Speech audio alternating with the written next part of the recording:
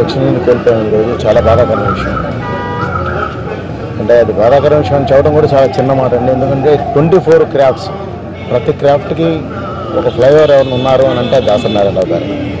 ఈరోజు ఆయన లేని లోటుని మళ్ళీ రీప్లేస్ కూడా చేయడం అనేది పాజిబుల్ అండి. నిజంగా ఇది మాట్లాడాలంటేనే చాలా బాధగా ఉందండి. ఎందుకంటే దర్శకులకి ఒక డిక్షనరీ లాంటి దాసరి నారాయణ గారిని పోగొట్టుకున్నాం.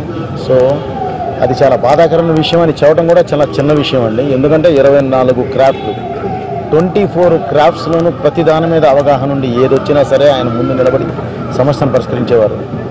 ఆయనకి రీప్లేస్మెంట్ కూడా లేదండి. సో అలాంటి ఆయన ఈరోజు లేకపోవడం అనేది మాత్రం